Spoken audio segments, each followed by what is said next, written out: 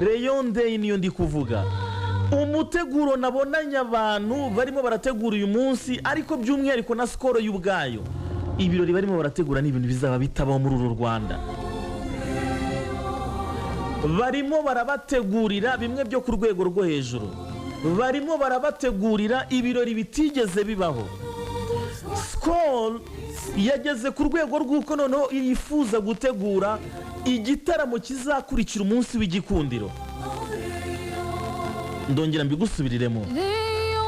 Skol irakubwira iti abantu muzitabira umunsi w'igikundiro ntago bizarangira gutyo gusa.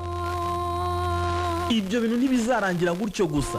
Muzinjira muri stade ariko nyuma ya match ya Rayon Sport na Yanga. Tuzaba turi kuwa gatanu. Nta gihindutse iraba ku itariki 15 z'ukwezi kwa munani. Icyo gihe nisoza gukina match tuzaba turi kwitegura kwinjira kuwa gatandatu, tuzaba turi muri weekend nyine n'ubundi. Barategura ko nyuma ya match hagomba kuba igitaramo kidasanzwe. Hagomba kuba igitaramo kidasanzwe.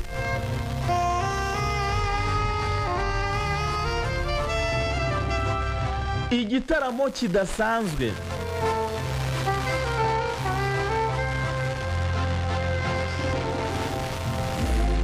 Nabonye abahanzi barimo barapropose bagomba kumanuka i Kigali. Ndavuga ni Skol ibintu mushaka gukora ni ibindi.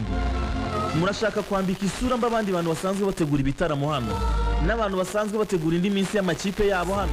Murashaka guhanika urwego cyane, ibyo bintu ni mubireke. Nababujije barambwira bati Wasiri reka tubikore. Bambwiye bati Wasiri ibintu tugiye gukora muri Kigali wowe icara utuze gusa. Icara niba ari icyo kunywa cyawe ukinywe, njyewe Kenzimana ibintu by'abahanzi ndabizi, n'abantu bo muri Skol tuzi ibintu by'abahanzi. Wowe genda wicara utuze, tureke twenyine. Bireke ibintu ukuntu tugiye kubigenza n'Imana ibizi yonyine. Nabonye hari abantu bari kwipima ngo bashaka kuzana nabo ngo umunsi w'iki n'iki, ariko Skol yambwiye ati we tuza nta kibazo. Wowe tuza nta kibazo. Umuntu wagutanze ku kwezi abazi inguni zako kurusha uko ukuzi wowe. Yambwiye ati wowe tuza, si tariki 15 z'ukwezi kwa munani. Ndavuga ni yego. Sijyanwa mu ijuru rya Bikira Mariya? Yego. Arambwira ati ikonje yo kuwa gatanu tugiye gukorera abantu ibirori ku buryo uzajya wicara mu rugo uvuga uti ibirori nanjye ndi proud yuko nabigezemo. Niyo mpamvu rero vuba cyane hagati y'uyu munsi ndetse n'ejo mushobora kuza kubona itangazo ribemerera ko uyu munsi w'igikundiro uhari, ariko none riranakurikirwa n'igurwa ry'amatike.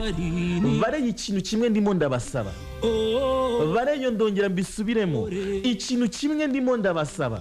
Nyuma yo kwitegereza inguni zose ngasanga ziteguye, umutoza ntaryama, abategura umunsi w'igikundiro ntibaryama, nkeneye ko namwe muba mutaryamye. Amatike akinjira muri systeme, nta bintu byo kuvuga ngo nzaba nyigura. Niba ufite amafaranga gura itike yawe hakiri kare. Amafaranga niba uyafite, amatike akimara kujya muri systeme, ukibibona ko agiye muri systeme, gura itike yawe hakiri kare.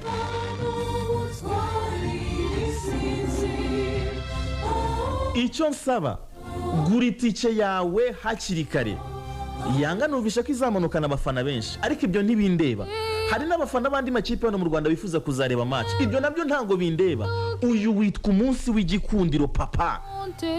Nyene yabareyo muzabe muri stade, murimo muri abantu benshi cyane, ariko nanone nimubemo muri abantu benshi gusa ngo mugura amatike mu minsi ya nyuma. Nyeneye ko kuva amatike akinjira muri systeme gutya buri muntu wese abibone ko Rayon Sport yashyize amatike muri systeme. Nyeneye ko imbuga nkoranyambaga zacu zitangira gutangaza ngo ibi bice birashize hakiri kare cyane. Bareyo mwakoze agashya ko kuzuza stade Amahoro habura iminsi 2 ngo match ibe ya Rayon Sport na APR. Derby stade mwayujuje habura iminsi 2. Ibyo ni igikorwa cy'indashyikirwa mbashimiye. Amatike rero agiye kujya muri systeme ni hafi ukwezi imbere, ni ukwezi kuburaho iminsi mikeya. Amatike akijya muri systeme nkeneye ko habura ibyumweru 2 stade zaba yamaze kuzura, nta muntu wabona n'ahantu kuri tike na rimwe. nkeneye ko amatike kijya muri sisiteme mugende muyagure nk'abagura ubunyobwa, nk'abagura amasuka mu gihe cy'ihinga. Itike muzigure zishiremo. Nkeneye kongera kuzuza stade bwa kabiri. Ibi bintu bisaba agatuza n'ubwenge.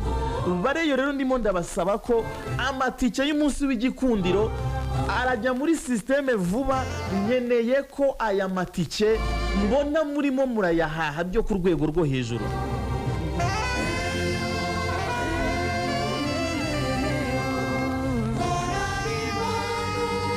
Ndongera mbibasabe, nkeneye ko amatike nasohoka muza kuyagura vuba.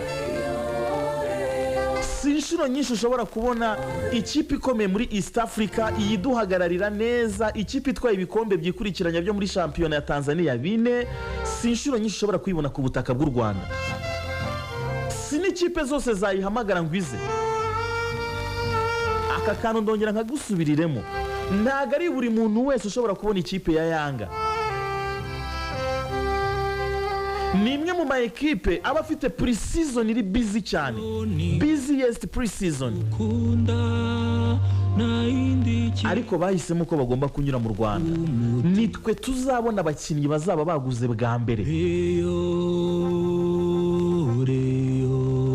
Ndongera mbisubiremo, baratangira kwinjizamo abakinnyi babo mu matariki 20, baratangira kwinjizamo abakinnyi kuva ku itariki 20. Baraba bazanye n'umutoza mushya.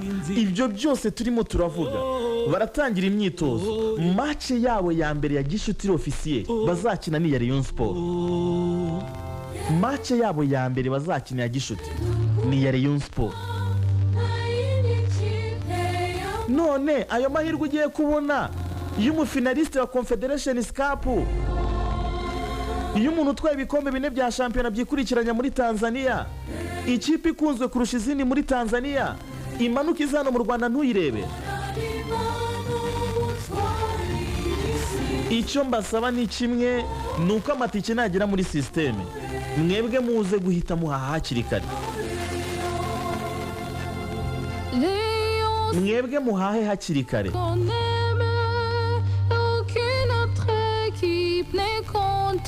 Pour moi,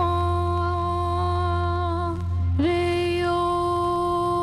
Icyo nicyo cyonyine nifuza, amatike muyahahe hakiri kare. Tukiri kuvuga kuri ibi bijyanye n'umunsi w'igikundiro, ndabamenyesha ko vuba cyane icyumweru gitaha amajezi yanyu aratangira kugera mu Rwanda. Nkurikije kuri gahunda bari bampaye, bari bambwiye ko hagati ya tariki 20 na 24 nta gihindutse indege izanye kiti za Rayon Sport iraza gukandagira ku butaka bw'u Rwanda.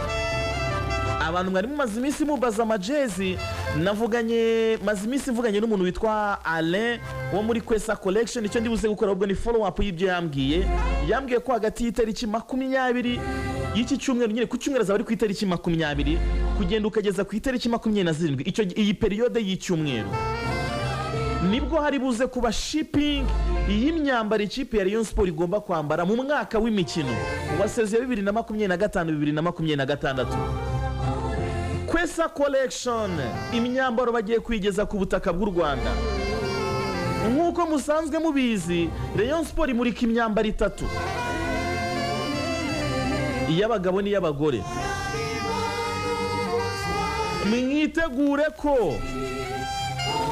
Mwitegure ko ikipe ya Rayon Sport vuba cyane igiye kubamurikira imyambaro igomba kwambara mu mwaka w'imikino wa 2025-2026. Kiriya cyumweru tugiye kwinjiramo nibwo indege ivuye kuzana imyambaro, imyenda y'ikipe ya Rayon Sport. Ariko nabonye jezi yitwa Home, iya Home, inna lillahi bismillahir rahmanir. Umwambaro wa Rayon Sport wo mu rugo. Kiriya cyumweru mbere yuko bayimurika nzabereka nk'ikabutura gusa. Muri ya ngingo yanjye yo gukubagana, nimara kumenya ko imyambaro yageze mu Rwanda, mbere yuko bayimurika nzabereka ikabutura bijya gusa niyo Rayon Sport izakinisha. iyo nzayikwereka nta kibazo. murabizi ko nkunda gukubaga, ni ubukubaganyi bwanjye ni umunsi. ariko icyumweru gitaha nta gihindutse ku bijyanye na shipping y'imyenda y'ikipe ya Rayon Sport. iyo myambaro igiye kuza, iy'imyitozo, amatrack shoot, ariko icyo muba mukeneye cyane ndabizi ni jezi za Rayon Sport. uko mvuga kugura amatike rero, nkeneye ko no muri stade Amahoro muzaba musa neza. ubuse Yanga izatuganze muri stade, nkeneye ko buri muntu wese azaba yambaye na jezi nziza, jezi za Rayon Sport. icyumweru gitaha hagati ya tariki 20 kugeza ku itariki 27 nakomeza nkurikirane neza ibijyanye no kuva aho imyenda iri buze kuva kugeza ku butaka bw'u Rwanda. ntiribuze gutinda kuko izanyura mu ndege.